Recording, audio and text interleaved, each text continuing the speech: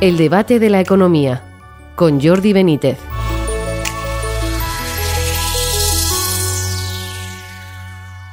Bienvenidos al debate de la economía. La corrupción lo tapa todo estos días y, por supuesto, eso afecta a la economía.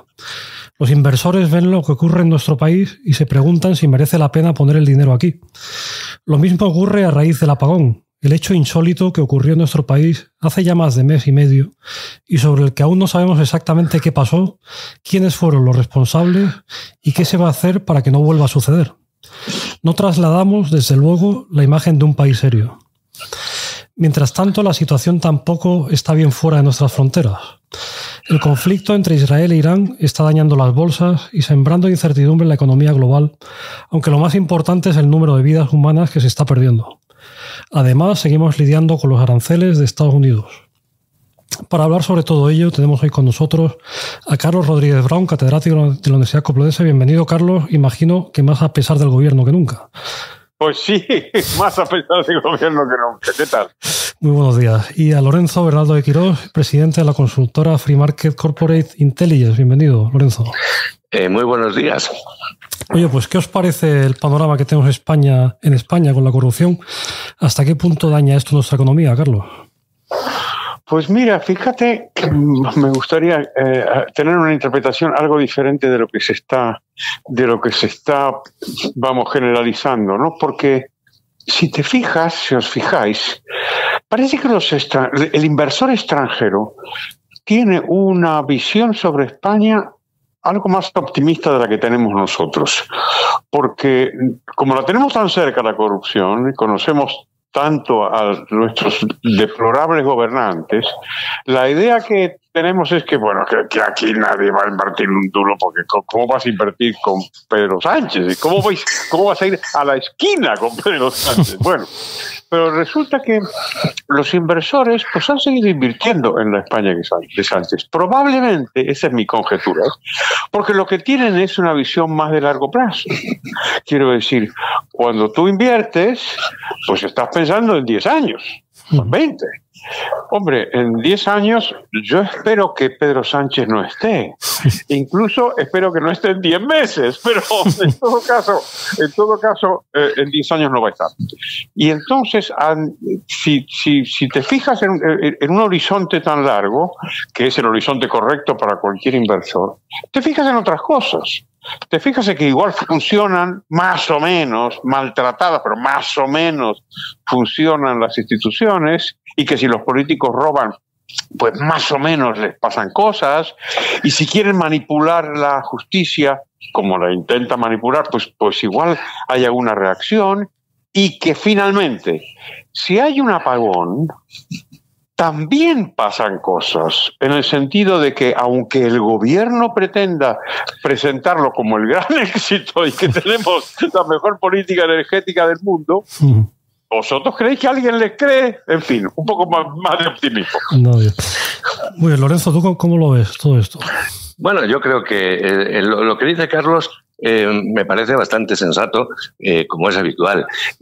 Al final, el elemento determinante en el medio plazo del crecimiento económico, y estamos hablando en horizontes largos, es el marco institucional.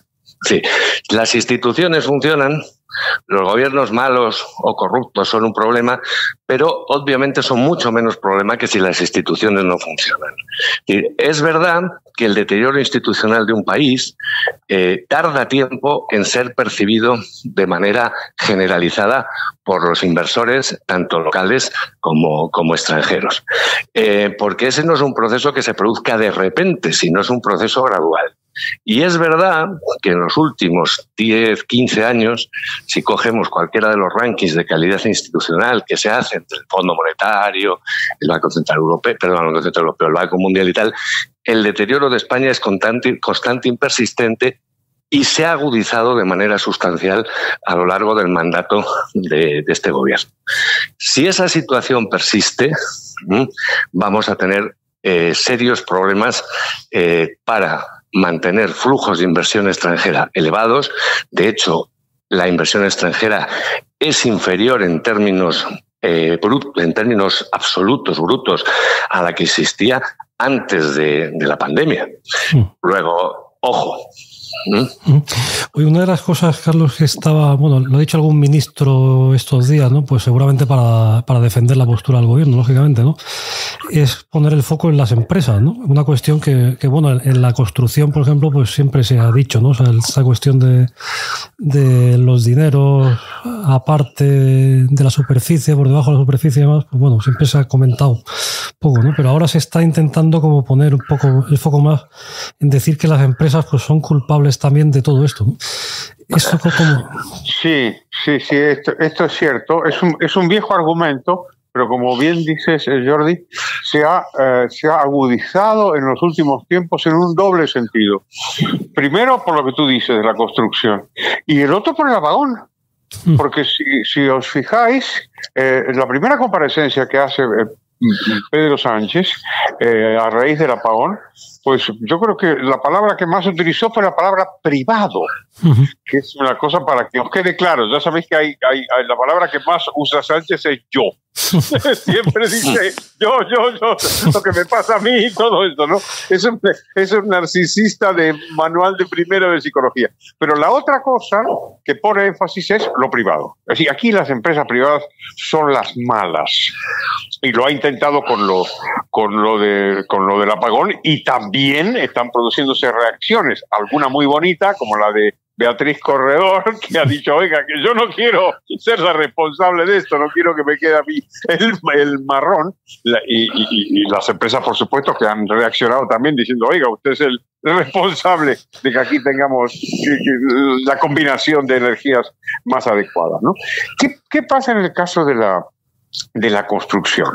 Si os fijáis, mira que hay una larga historia ya de corrupción en este país y en otros, estoy pensando en mi Argentina natal, pues las obras públicas pues son una candidata pues fija, claro, es una candidata fija. Donde hay más corrupción, pues es en el Ministerio de Transportes o de Obras Públicas, y no en el Ministerio de Igualdad o de Cultura. ¿Por qué? Y porque hay más oportunidades y hay más dinero. O sea, eso parece que es razonable. Ahora bien, de ahí hacer el argumento de que aquí el malo es el que paga la mordida, cuando resulta que tú primero, como Estado, has puesto como condición, debajo de la mesa, claro, pero como condición de que si quieres esta obra me tienes que dar a mí el 3%, recordando a los nacionalistas catalanes que ya cobraban esa tarifa fija.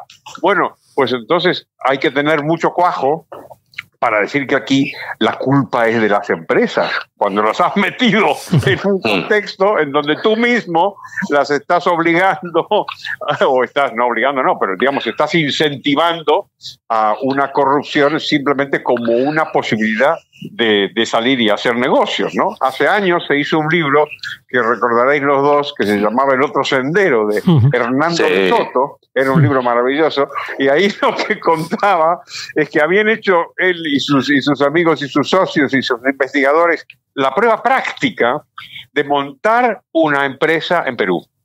Y habían descubierto que era imposible montarla si no sobornabas al menos una vez a un funcionario. Pues claro, si encima le vas a echar la culpa a las empresas, pues apaga y vámonos. Adelante, Lorenzo, sí. Sí, bueno, vamos a ver, la corrupción en sentido estricto, no hay que engañarse, la corrupción es el comportamiento de un individuo en el sector público que tiene capacidad de actuar y producir beneficios o pérdidas. No es el público, el funcionario político, el que tiene encargado de velar por no ser un corrupto y usar, por lo tanto, bien el poder y los recursos que administra. Luego, el corruptor es absurdo, es decir, es como si a mí un señor me ofrece X, yo acepto el intercambio y luego digo, es que me ha corrompido. No, me ha corrompido porque yo me he querido corromper, primero. Segundo, es directamente proporcional el nivel de corrupción en un país a la interferencia del Estado en su economía. Cuando un mover en un plan de ordenación urbana 1 milímetro una línea proporciona millones de beneficios o millones de pérdidas, la corrupción está servida. Y España tiene un aparato crecientemente intervencionista del Estado y en materia, como hablamos de la corrupción, de la construcción, una legislación y unas prácticas, sobre todo en la administración local, realmente inéditas. Luego, si usted quiere reducir la corrupción, reduzca la capacidad de los políticos y de los burócratas de hacer favores, es decir, reduzca el poder y la expansión del Estado en la actividad económica y, por supuesto, aplique de manera enérgica la ley si se incurren prácticas corruptas. Oye, hablando un poco del apagón, Carlos, ¿qué os han parecido los informes, los 2 informes que han salido? Porque la sensación generalizada es que aquí no se ha aclarado mucho, ¿no? Pues voy a hacer como Umbral y voy a hablar de mi libro.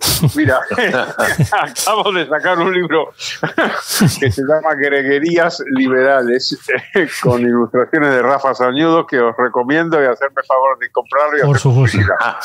Pero bueno, ahí pongo yo dos greguerías, ¿no?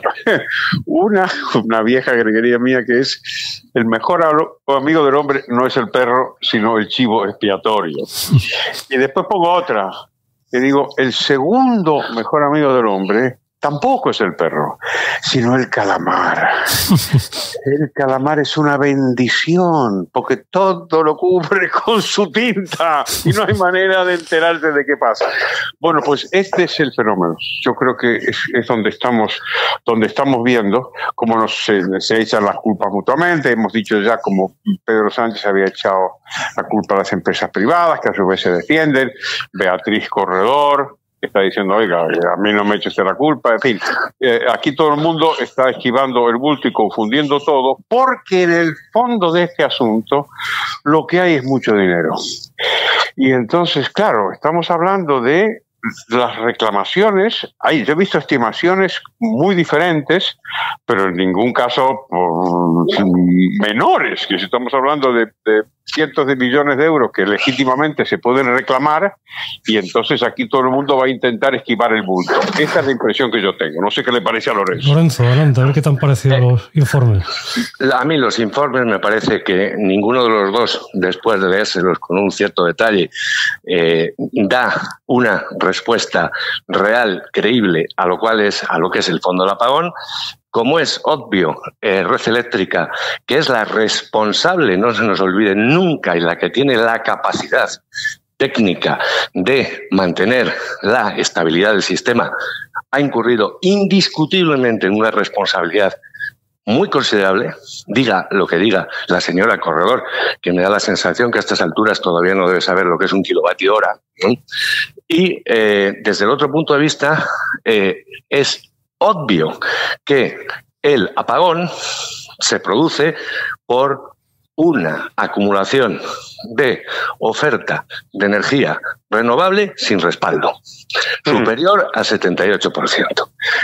Cuando las otras energías de respaldo, las que te garantizan la estabilidad del sistema en el supuesto de que se produzca alguna disfunción, no estaban operativas, porque no entraban por precio, caso de los ciclos combinados, otras porque estaban parados 2 centrales nucleares, y la hidráulica no entraba tampoco por precio. Entonces, cuando eso se plantea, lo que te está reflejando es un enorme fallo de Estado, no un fallo de mercado ni del sector privado, un fallo de Estado, un fallo regulatorio clarísimo. Hoy terminamos, si os parece, con aunque sea salirse un poco de España, pero bueno, creo que merece la pena también hablar un poco de lo que está pasando pues en el conflicto entre Israel e Irán, ¿no? Y cómo afecta eso a la economía, aunque como ya comentábamos antes, lo más importante son las vidas humanas. Y luego la cuestión de los aranceles, ¿no? Que bueno, ha quedado un poco en segundo plano a raíz de esta cuestión. Pero bueno, ¿tú cómo impresiones, preocupaciones, Carlos?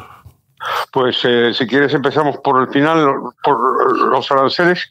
Pues se ha ido ratificando lo que habíamos discutido en alguna oportunidad, yo creo que con el propio Lorenzo y contigo, y es que Trump está intentando pues jugar con los aranceles como un arma de negociación. Es un arma muy peligrosa porque todos los aranceles son malos, pero el mismo hecho de que esté dando marchas y contramarchas, pues de momento no ha habido daños, digamos, más graves. Yo mantengo mi conjetura que el episodio de los aranceles va a terminar con una existencia de un arancel relativamente bajo y que tenga consecuencias recaudatorias más que proteccionistas.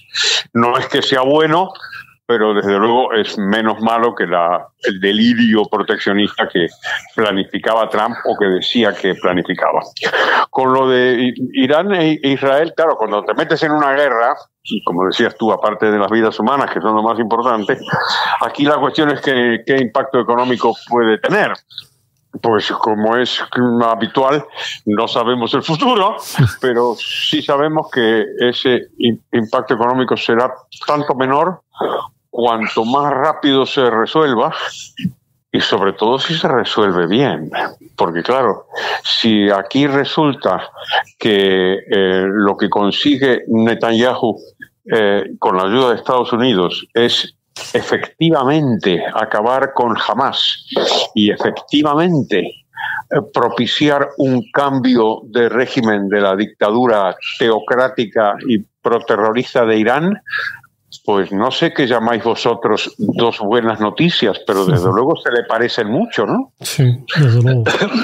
Lorenzo, ¿cómo lo ves? Yo el tema de los aranceles ya lo hemos discutido más veces y en efecto los aranceles son malos para el que los impone y para los que los reciben. Bien, reduce el crecimiento, lo sabemos. Yo ahí estoy de acuerdo con el análisis de Carlos, aunque soy algo más pesimista respecto a cuál va a ser el saldo final desde el punto de vista arancelario. Respecto a la guerra Israel-Irán, que es una guerra ya. La única diferencia entre las guerras que conocemos y otras, y esta es sencillamente como no comparten frontera, no hay movimiento de tropas terrestres de momento. Efectos. Si esto se prolonga, obviamente la cuestión es, por ejemplo, qué va a pasar con el tráfico marítimo por el estrecho de Hormuz. Que supone aproximadamente el 30% del mercado mundial, del tráfico mundial del mercado de petróleo y de gas. Si se produce y la Marina o sus aliados como los Hutis intensifican las acciones en esa zona y se produce una ralentización todavía mayor del comercio mundial con una elevación de fletes y de los tal, vas a tener un impacto económico seguro. Luego, si cierran, obviamente, o dificultan el paso de buques por el estrecho de Hormuz, en lo que se refiere básicamente a productos energéticos, ya te está descontando el mercado una subida de precios que hasta ahora es aproximadamente el 7% del coste. Ambos elementos suponen dos shocks de oferta y, en efecto, el impacto económico dependerá de la intensidad de ese shock de oferta y, sobre todo, de su duración. Yo soy muy escéptico respecto a que se pueda llegar, con términos convencionales, diplomáticos normales, a un cese de hostilidades entre Irán e Israel. Sobre todo porque, además, Irán ha perdido ya, entre comillas, a sus intermediarios. Es decir, Hamás está militarmente destruido y Hezbollah lo mismo. Por eso, entre otras cosas, tiene que intervenir. Ya no puede luchar por terceros. Y no olvidemos que la dictadura de los ayatolás tiene uno de los objetivos fundamentales, es la destrucción del Estado de Israel. Entonces yo creo que podemos ir a un conflicto largo y el ideal sería el que dice Carlos, que este conflicto provocase la caída del régimen iraní. Ya veremos, ¿no? Muy bien. Perfecto. Bueno, pues muchas gracias a Carlos Rodríguez de Braun, a Lorenzo Grado de Quirós y a ustedes por seguirnos y les esperamos en una próxima edición del Debate de la Economía.